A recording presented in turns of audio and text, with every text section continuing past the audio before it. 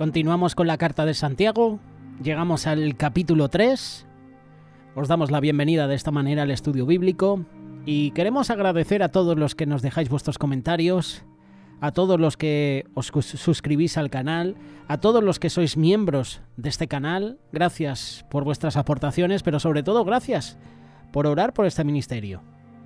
Un ministerio que cada día Dios permite que lleguemos más lejos. Es un privilegio compartiros la palabra a través de Radio Solidaria. Para la audiencia que no lo sepa, Radio Solidaria es la radio donde emitimos nosotros los estudios bíblicos, las reflexiones, los personajes bíblicos. Cada uno de los espacios que tú encuentras en este canal se emiten en Radio Solidaria. Una radio que emite desde Madrid, desde España, para todo el país, para todas las Islas Canarias, para todo el mundo. Aquí en España llegamos a través de radios.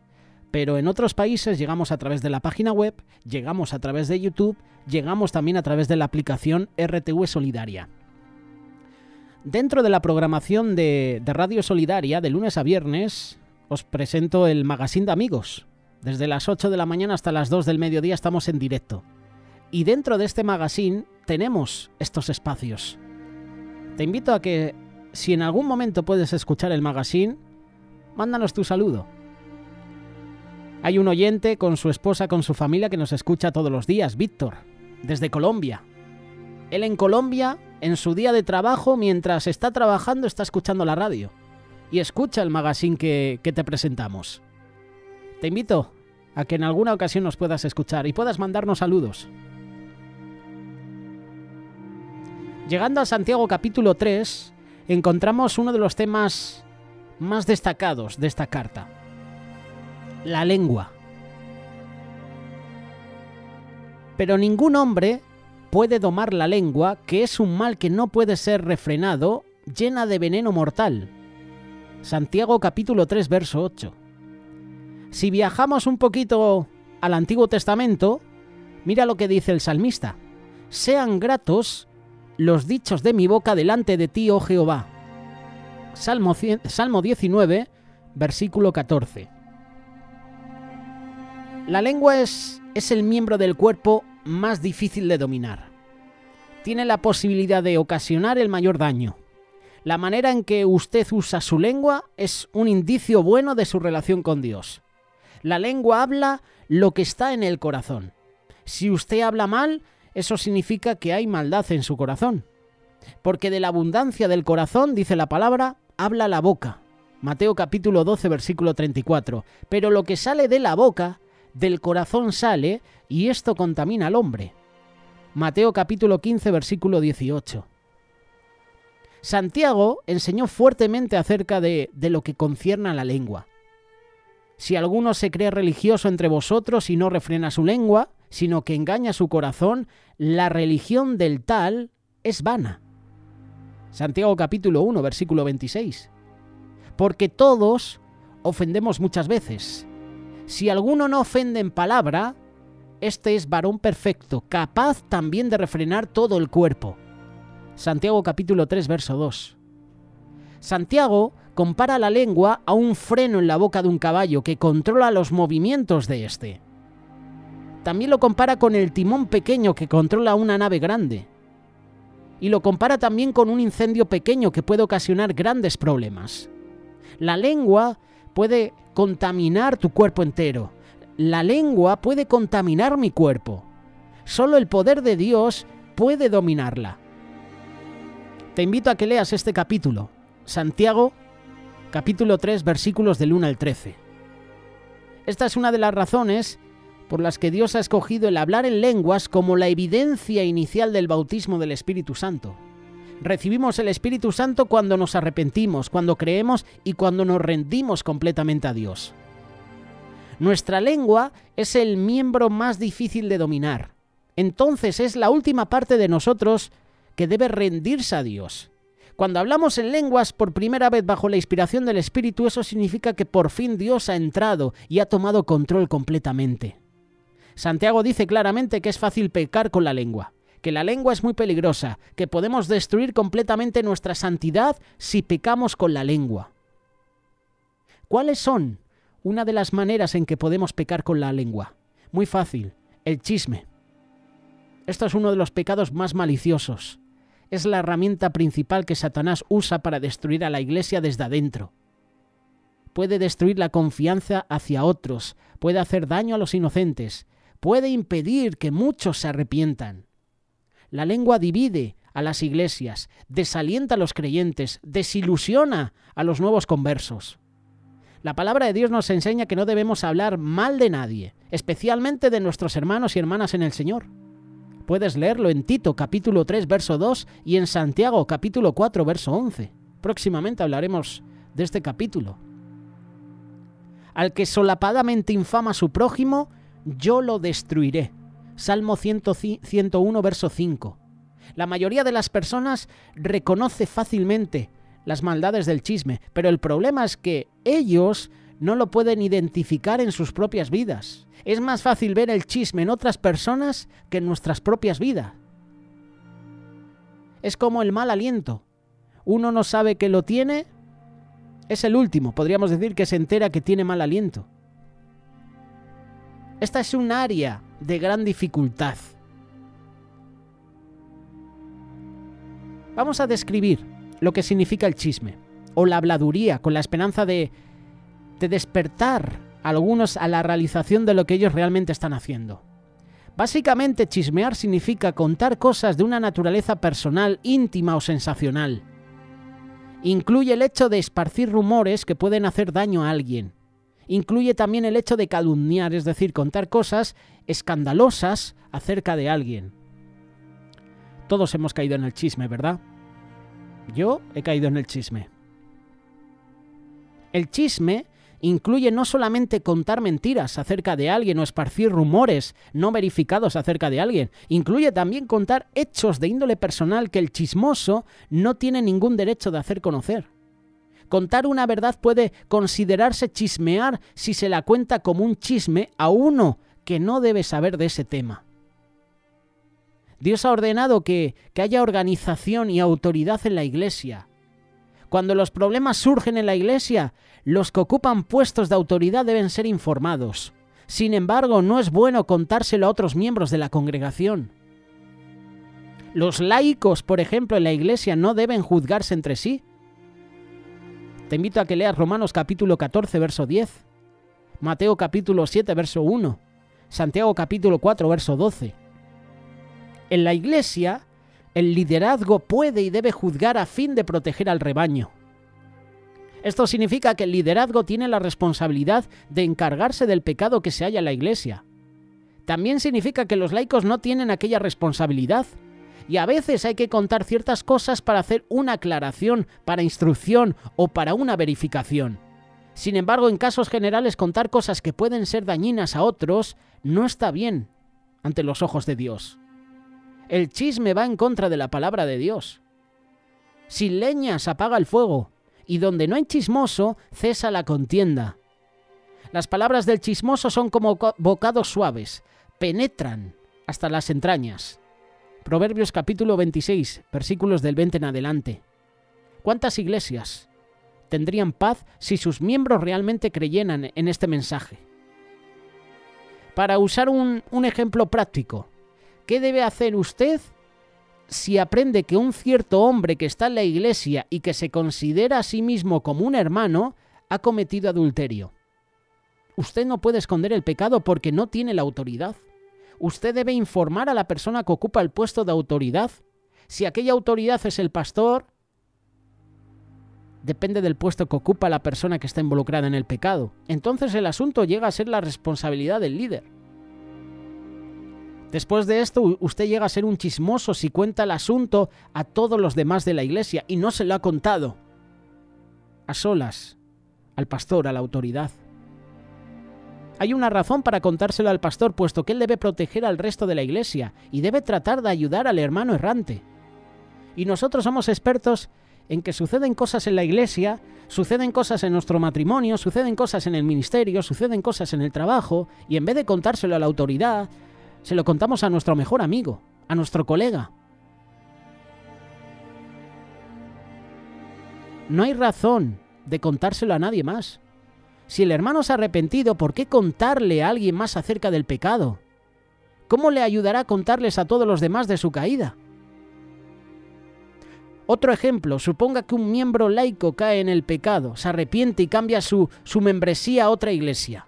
El pastor anterior debe informar al nuevo pastor para que él le pueda ayudar a aquel miembro, pero no se lo debe contar a los otros miembros de la iglesia. Y ahora te voy a poner 2 ejemplos que menciona la palabra de Dios sobre el chisme. Proverbios capítulo 11, verso 13 y Proverbios capítulo 17, verso 9. El que anda en chismes descubre el secreto, mas el del espíritu fiel lo guarda todo. El que cubre la falta busca amistad, mas el que la divulga aparta el amigo. Leyendo estos 2 versículos, uno puede notar algo importante. Nunca tiene la autoridad de cubrir un pecado no arrepentido.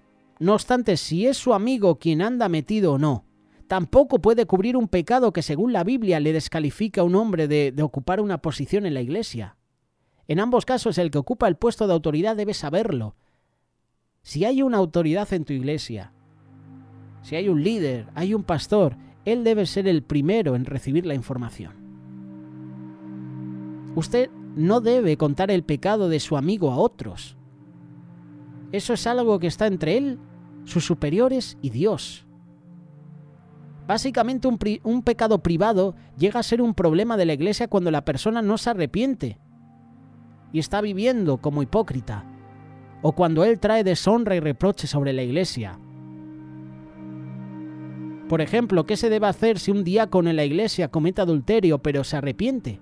El pastor siempre debe ser informado porque esto es un asunto que puede deshonrar la iglesia entera y porque el diácono ya no reúne los requisitos del liderazgo, específicamente el buen testimonio. La persona con quien él ha pecado, así como también alguien que se entere del pecado, perderá confianza en la iglesia si no se hace nada al respecto. Lo anterior no quiere decir que el pastor debe hacer un anuncio público del pecado arrepentido. Él debe silenciar al hombre si él se ha arrepentido y no decirle a nadie por qué lo ha silenciado. En muchos casos el pastor puede poner a alguien en disciplina o silenciarle por un cierto periodo de tiempo. Por supuesto, la gente no debe especular y chismear acerca de lo que ha sucedido. Y este es un problema que hay en la iglesia. Este era un problema que tenía el pueblo de Israel. Siempre estaban en crítica, en murmuración, chismeando. Si usted oye que otro hermano ha dicho algo contra usted, ha hecho algo contra usted o ha sido indiscreto en algunas áreas, ¿qué debe hacer? En primer lugar, el amor no piensa mal. Entonces usted no debe creer el rumor. Olvídelo. Si después de orar sobre el asunto usted no lo puede olvidar, vaya entonces a la persona involucrada, escuche la historia directamente de él o ella y resuélvalo. Te invito a que leas Mateo capítulo 18, verso 15. ¿Qué debe hacer si usted oye un rumor serio acerca de alguien? Si no lo puede ignorar, entonces hable acerca del asunto con el pastor. Entonces él debe hablar con el individuo que está implicado. Si él se convence que el rumor es falso, entonces debe hablar con las personas que lo han oído. Si él se siente que es cierto, él tiene el deber de resolver el problema. Él no lo puede ignorar. No importa lo que haya sido, no importa lo que haya sido el resultado, usted no debe permitir el rumor a nadie más. Si el pastor oye un rumor acerca de usted, él debe hablarle y decirle lo que ha oído. Si usted explica la situación y es el resultado de un malentendido, usted no debe tener una actitud negativa. No debe tratar de averiguar quién comenzó el rumor, ni quién está hablando. Pero debe estar agradecido que el pastor está tratando de ayudarle a usted. Él va a aclarar el asunto. Si usted trata de averiguar quién contó el chisme al pastor, está manifestando un espíritu de venganza, de malicia. Deje que el pastor reprenda al que comenzó el rumor. Si usted es realmente inocente, la persona que le informó al pastor del rumor le ha hecho un favor a usted, especialmente si aquella persona no lo esparció a nadie más. Este es el problema del chisme. Este es el primer ejemplo de cómo podemos utilizar la lengua para mal. Otra de las maneras es sembrando discordia. El tema del chisme es tan importante porque es un medio principal de sembrar discordia entre hermanos. Sembrar discordia es una de las 7 cosas que se enumeran como abominaciones. 7 cosas abomina Jehová. Proverbios capítulo 6, verso 19. Una abominación es algo que Dios odia y no le dejará entrar en el cielo. Sembrar discordia significa ir de persona en persona causando la aversión, la desconfianza, la división por contar cosas confidenciales o por hacer críticas constantemente.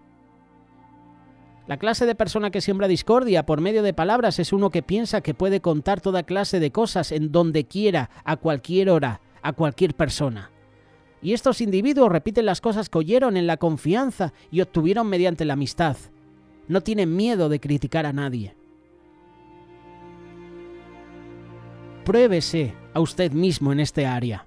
¿Le gusta chismear acerca de otros? ¿Le gusta oír cosas malas acerca de otros? ¿Le gusta contar todo lo que sabe? ¿Le gusta criticar o echar la culpa a otros? ¿Es usted la causa de problemas, disensiones, desacuerdos?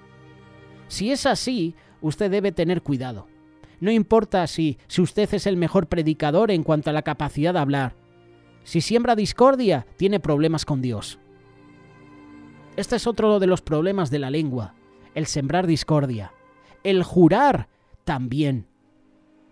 Pero sobre todo, hermanos míos, no juréis, ni por el cielo ni por la tierra, ni por otro ningún juramento, para que no caigáis en condenación. Santiago capítulo 5, verso 12. Jesús dijo, no juréis en ninguna manera. Mateo capítulo 5, verso 34. ¿Qué significa esto? ¿Cuál es la razón por este mandamiento? Jurar significa afirmar que algo es cierto, o hacer una promesa bajo juramento. Un juramento es una afirmación o negación de una cosa poniendo por testigo a Dios. La enseñanza es que no debemos jurar por nada, ni debemos obligarnos a cierta cosa, o unirnos a cierto grupo por medio de un voto. En las películas vemos cuando se va a interrogar a un sospechoso, como le dicen que levante la mano, ponga la mano sobre la Biblia y le dicen, ¿juras bajo esta Biblia? Y muchos juran, pero a los años resulta que había mentido.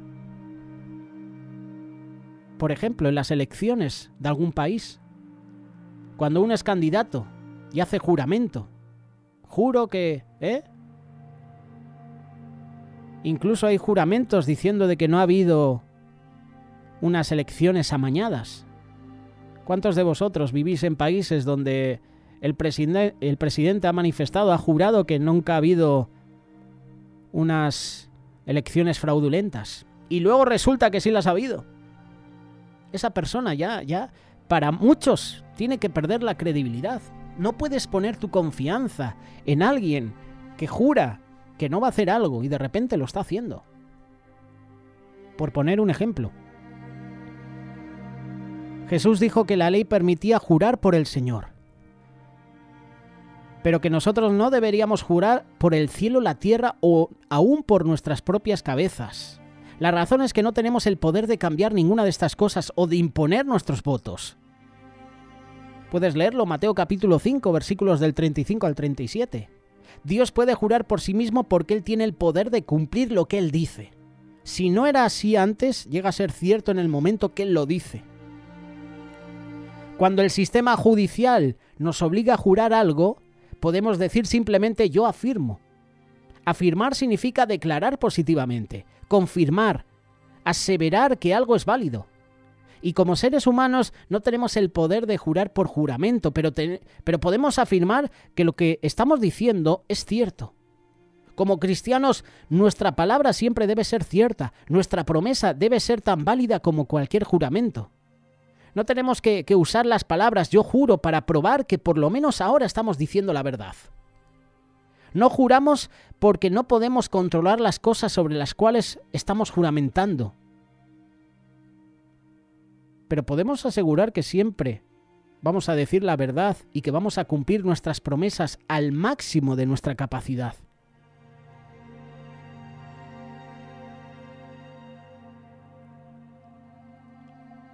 Hablamos de jurar, otro de los problemas de la lengua.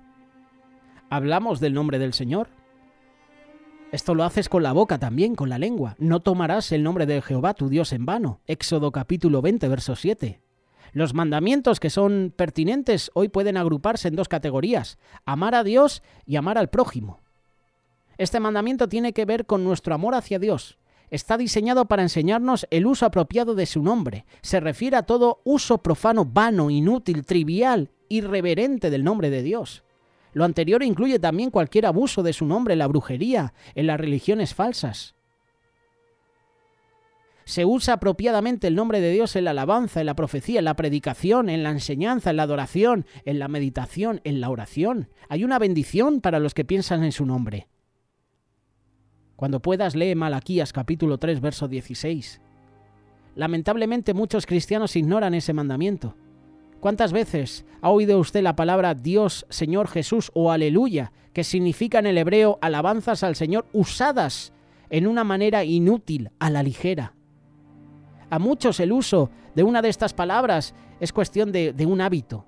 Si están alegres, enojados, tristes, desilusionados o asustados, ellos usan una de estas palabras y lo hacen como una mera interposición, porque se debe...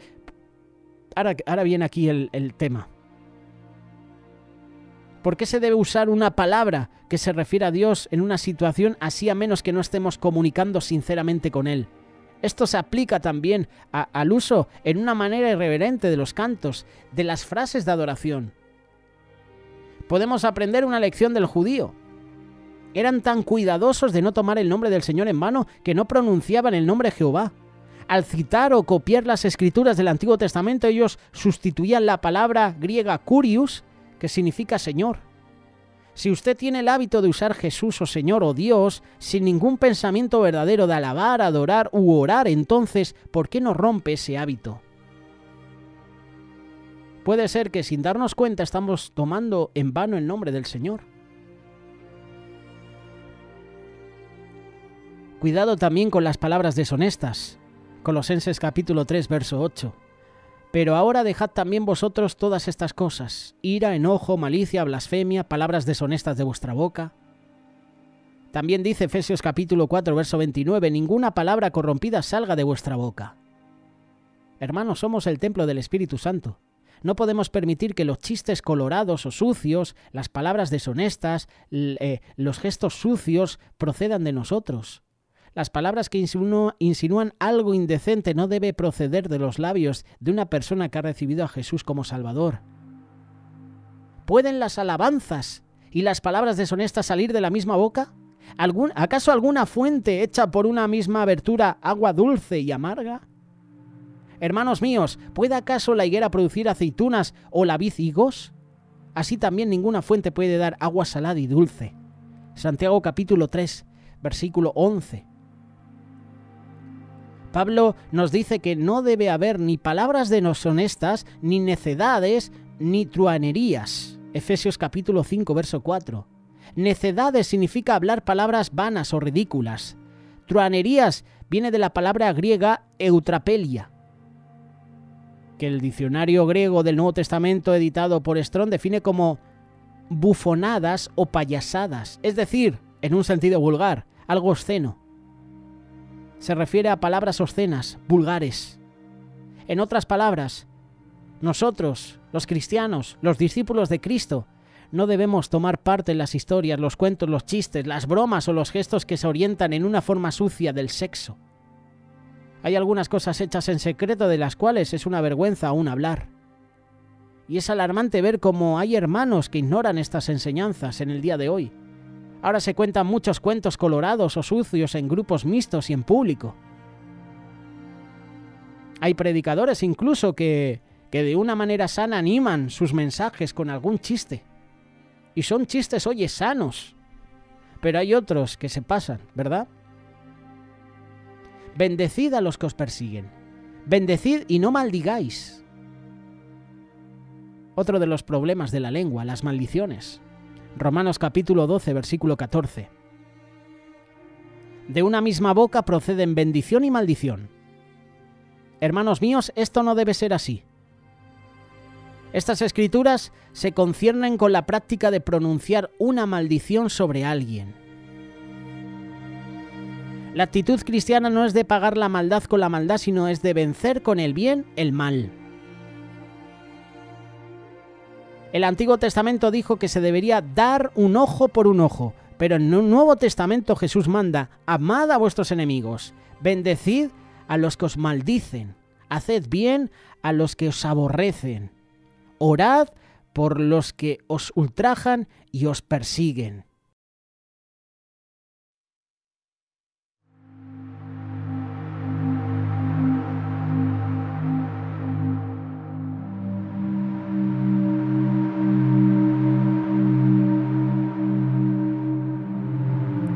Tristemente, algunos han entendido mal la autoridad que piensan que han recibido de Dios. Ellos tratan de usar su autoridad para maldecir a los creyentes que fallan, que erran. En un caso, una mujer y su familia hicieron algo que el pastor no le gustó. Tomó represalia y el pastor pronunció verbalmente una maldición sobre ellos, diciendo: ustedes no van a prosperar. La palabra de Dios no autoriza esta clase de práctica. Es contraria a las escrituras que acabamos de ver. Este tipo de comportamiento surge de una actitud incorrecta. Eso no proviene del Espíritu de Dios. Hay ejemplos en la Biblia que a veces se usan para dar validez a estas prácticas de pronunciar maldiciones. Hay muchos ejemplos. El primer ejemplo, un grupo de hombres jóvenes de la ciudad de Betel se burló de Eliseo, le llamaron calvo, le insultaron, le hicieron burla. En el Antiguo Testamento, que significaba una persona inservible, le ridiculizaron. Le dijeron: sube, ven hasta aquí, calvo. Eliseo los reprendió en el nombre del Señor. Más tarde dice la palabra que 2 osos salieron y despedazaron a 42 de ellos. La primera cosa que debemos notar aquí es que esto ocurrió durante el tiempo de la ley, antes de la enseñanza de Jesús y antes que fuera dado el bautismo del Espíritu Santo. También debemos darnos cuenta que Eliseo realmente no condenó a aquellos hombres. Ellos eran de Betel, una de las 2 ciudades en el reino norteño de Israel. Tenían los becerros de oro.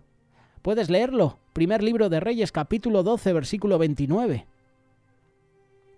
Se estuvieron burlando del profeta de Dios, se estuvieron burlando del poder de Dios. Y durante el tiempo de la ley, aquellos hombres ya habían sido condenados a morir a causa de su idolatría. Te invito a que leas Deuteronomio capítulo 13, versículos del 12 al 15. Dios ya los había condenado y la cuestión era simplemente cuando el fallo se iba a efectuar. Porque Dios no siempre ejecuta inmediatamente después la sentencia. Los hombres piensan que Dios está ignorando su pecado. En el caso anterior, Dios simplemente había demorado la ejecución de la sentencia hasta que ellos empezaron a burlarse del profeta. Si Eliseo hubiera pronunciado una maldición o no, no hizo ninguna diferencia en cuanto al juicio de Dios. Hay otro juicio, es el caso de Ananías y Safira, esta pareja que trató de engañar a la Iglesia y al Espíritu Santo por medio de una mentira. Y Dios le dio a Pedro una palabra de conocimiento y le hizo saber lo que era la verdad. Pedro no maldijo personalmente a Ananías y a Zafira, este matrimonio. Él simplemente le dijo a Ananías que él estuvo mintiendo. Y un poco después Dios le dio de nuevo una palabra de conocimiento y él profetizó que Zafira iba a morir en la misma manera que murió su esposo. De todos modos, Dios usó esto como un ejemplo para la Iglesia. Todos los hipócritas en la Iglesia hoy no son matados inmediatamente por Dios. Esto sirvió de un ejemplo especial a principios de la Iglesia del Nuevo Testamento, tal como Dios mató al hijo de Aarón por la desobediencia después de que la ley fuera dada en el principio. En ambos casos la sentencia se ejecuta inmediatamente como un ejemplo, y en ninguno de los 2 casos pronunció un nombre, una maldición sobre los ofensores. Son ejemplos que nos constan de la autoridad de maldecir, sino constan el juicio de Dios. Maldecir a alguien estaría en oposición directa a la palabra de Dios. Pablo dice: bendecid y no maldigáis, en Romanos capítulo 12, versículo 14. ¿Qué hubiera pasado si Pablo hubiera hecho lo contrario? Cuando un individuo comete una ofensa, la actitud que el cristiano debe tomar es: Dios, ayúdale a comprender su error. Ayúdale a obedecer tu palabra. Cuando alguien comete una ofensa contra nosotros, personalmente debemos pedir que Dios le ayude y debemos orar para que Dios nos dé amor. Otro problema que produce la lengua es maldecir. Ni los maldicientes, dice primera carta de Corintios capítulo 6 verso 10, heredarán el reino de Dios.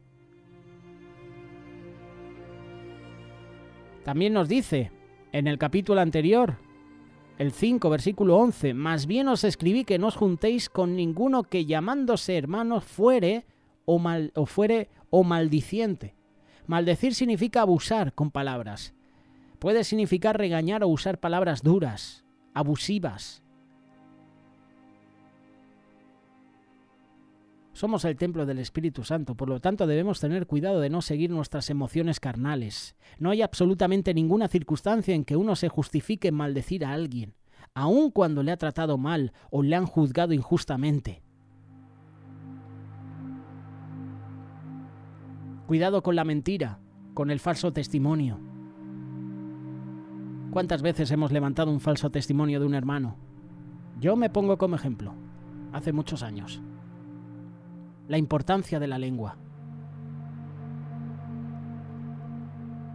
Cuidado también con las palabras ociosas. Jesús dijo: mas yo os digo que toda palabra ociosa que hablen los hombres, de ella darán cuenta en el día del juicio. Porque por tus palabras serás justificado y por tus palabras serás condenado. Mateo capítulo 12, versículo 36 en adelante. Él también nos dijo en Mateo capítulo 5, verso 22, que deberíamos tener cuidado de no llamar a alguien un necio, lo que connota a una persona que ignora a Dios o que es un reprobado. Te vuelvo a decir la importancia de la lengua. Las declaraciones de Jesús que un hombre será justificado o condenado por sus propias palabras nos hacen ver cuán importante es la lengua. Te lo vuelvo a mencionar. Las declaraciones de Jesús que un hombre será justificado o condenado por sus propias palabras nos hacen ver cuán importante es la lengua.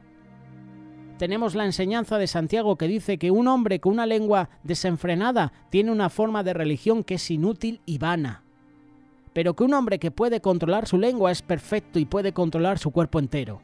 Esto significa que si queremos ser santos debemos tener palabra sana, palabra santa y irreprochable.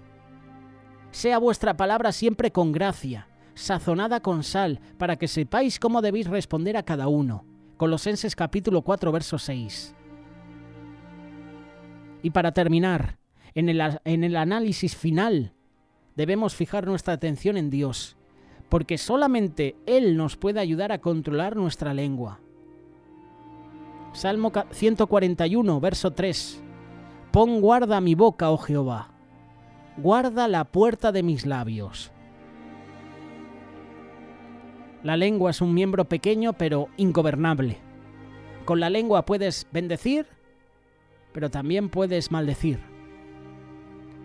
¿Qué palabras están saliendo por tu boca? ¿Palabras de bendición o palabras de maldición?